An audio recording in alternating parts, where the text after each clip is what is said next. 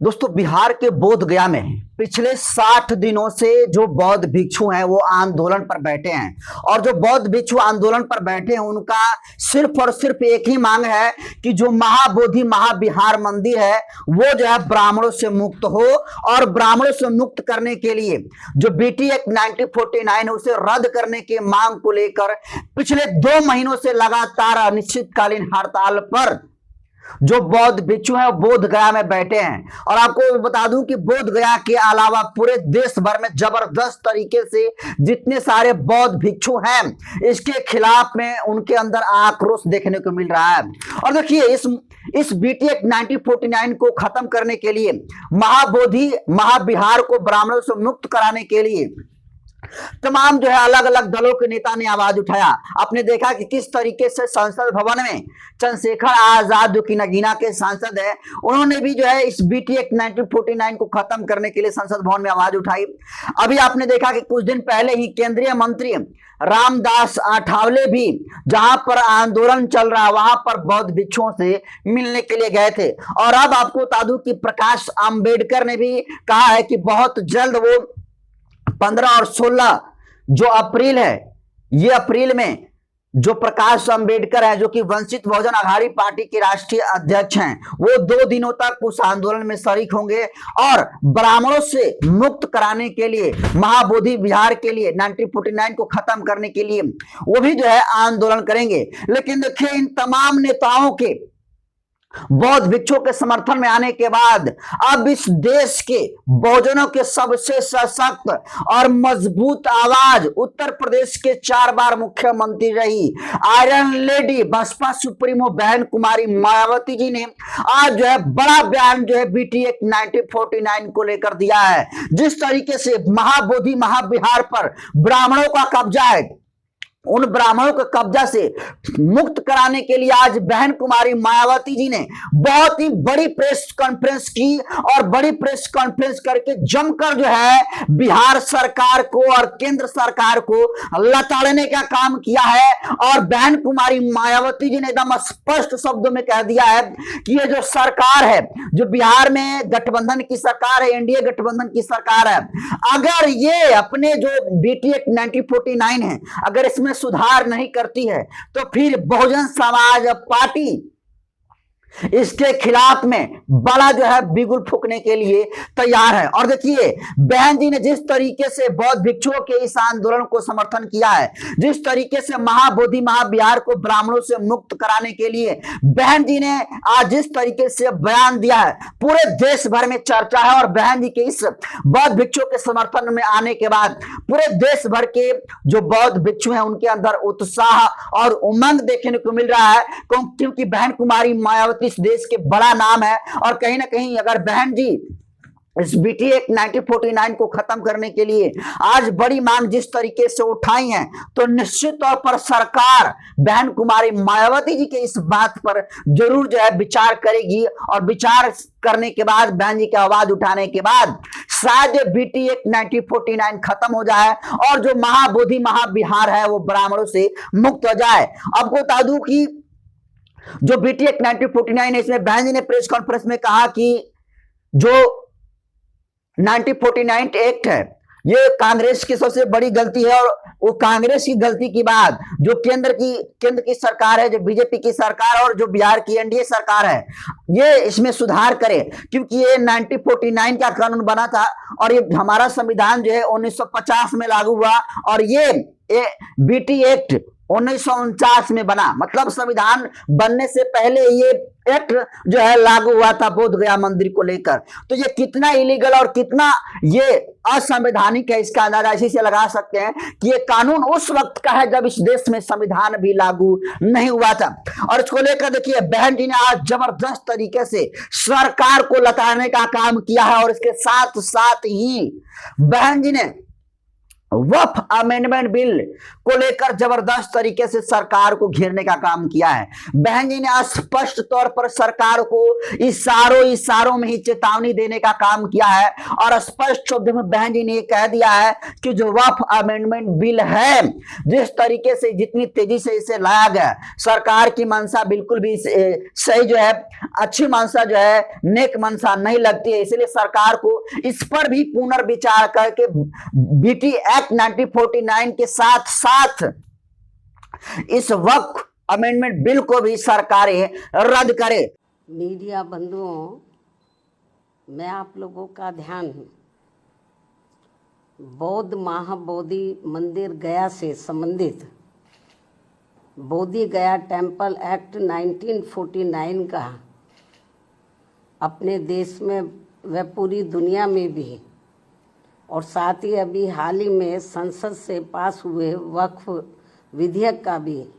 पूरे देश में हो रहे विरोध को भी लेकर कुछ जरूरी बातों की तरफ दिलाऊं। और इस संदर्भ में ये बात सर्वविदित है कि बिहार राज्य का बोध गया बौद्ध तीर्थ स्थल के रूप में देश व दुनिया भर में अति विख्यात है। बोध गया में तथागत गौतम बुद्ध के पवित्र ज्ञान स्थली पर स्थापित भव्य व अति प्राचीन महाबोधि मंदिर में सरकारी व गैर सरकारी स्तर पर गैर बौद्ध धर्म के मानने वाले लोगों के बढ़ते हुए प्रभाव एवं दखल को लेकर पूरे देश व दुनिया भर के बौद्ध भिक्षुओं व बौद्ध अनुयायियों में भारी बेचैनी व आक्रोश व्याप्त है तथा वे लोग इसको लेकर कांग्रेस की सरकार के दौरान सन 1949 में बने बोध गया मंदिर प्रबंधन कानून में जरूरी परिवर्तन की मांग को लेकर शांतिमय ढंग से काफ़ी समय से आंदोलित भी हैं। ये कांग्रेस के समय में ये कानून बना था। उल्लेखनीय है कि देश की आज़ादी के बाद कांग्रेस पार्टी की सरकार द्वारा बिहार में बोध गया मंदिर प्रबंधन के संबंध में जो कानून बनाया गया था, तो उसमें जिला अधिकारी की अध्यक्षता में 4 हिंदू व 4 बौद्ध धर्म के मानने वाले लोगों की कमेटी बनाने का प्रावधान किया गया है, जो पहली नज़र में ही अनुचित, अनावश्यक व भेदभावपूर्ण लगता है। और सरकार की इस अनावश्यक दखल अंदाजी की वजह से ही वहाँ महाबोधि मंदिर में पूजा पाठ, देखरेख, संपत्तियों के संरक्षण, उसका रखरखाव व साफ सफाई आदि के साथ ही लाखों तीर्थ यात्रियों की सुख सुविधा आदि को लेकर भी स्थिति लगातार असहज व तनावपूर्ण सी बनी रहने की आम शिकायत है। क्योंकि अगर दोस्तों जो 1949 का एक्ट है और जो वक्फ अमेंडमेंट बिल लाया गया है, दोनों सदनों से पास किया गया, जो कि अब कानून का रूप धारण कर लिया है, अगर इन दोनों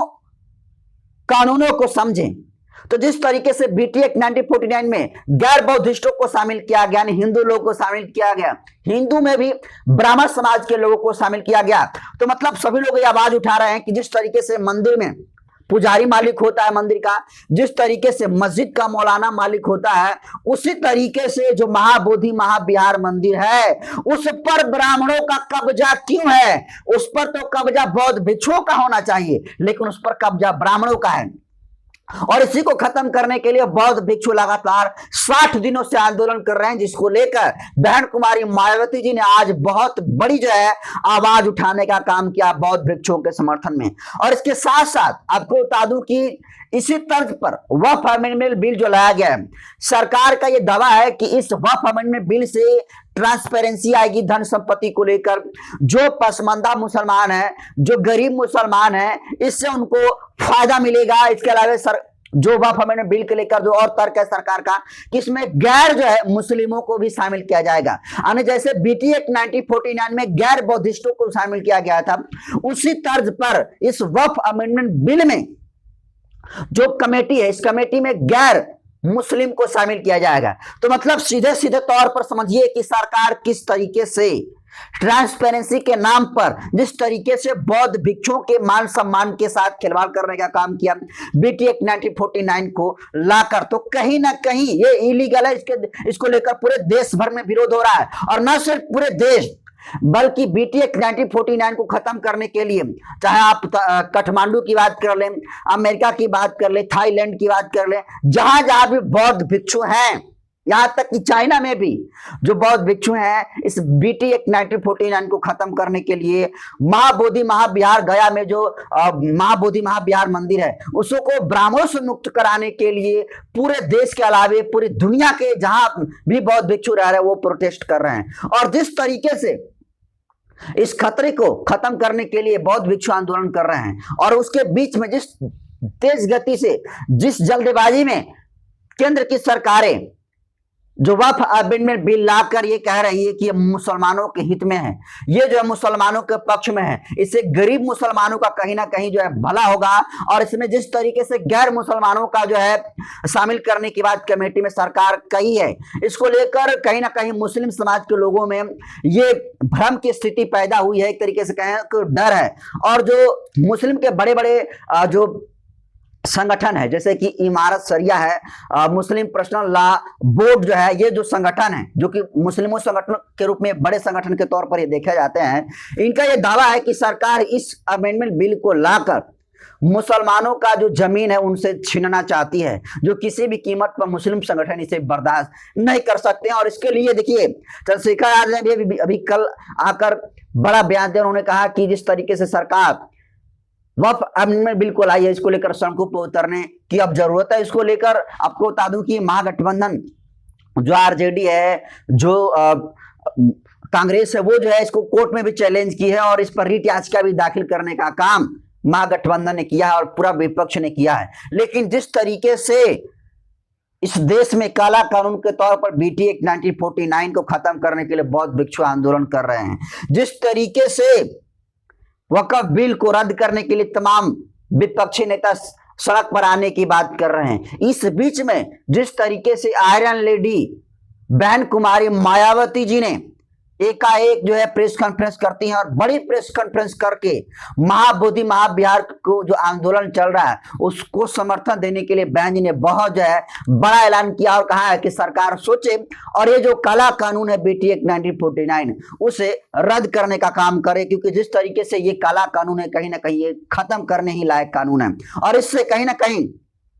बौद्ध भिक्षुओं के मान सम्मान पर जो है आंच आना भी जो है माना जा रहा है। लेकिन सोचिए दोस्तों, ये कितना बड़ा मुद्दा बनता जा रहा है। आपको बता दूं कि लगातार एक के बाद एक वहां पर नेता आपको जा रहे हैं। आपको बता दूं कि अभी बताया कि किस तरीके से विनय रतन जी जो कि भीम आर्मी के राष्ट्रीय अध्यक्ष हैं, वो भी पिछले दिनों गए थे। रामदास अठावले जो कि केंद्रीय मंत्री वो भी गए थे। प्रकाश अंबेडकर भी 15 से 16 अप्रैल को पहुंच रहे हैं। और अब जिस तरीके से बहन कुमारी मायावती जी ने बौद्ध भिक्षुओं के समर्थन में बड़ा बयान दिया, सरकार को सोचने को कहा है और कहा है कि सरकार इसे जल्द से जल्द जो है खत्म करने का काम करे। और इसके लिए बहन कुमारी मायावती जी ने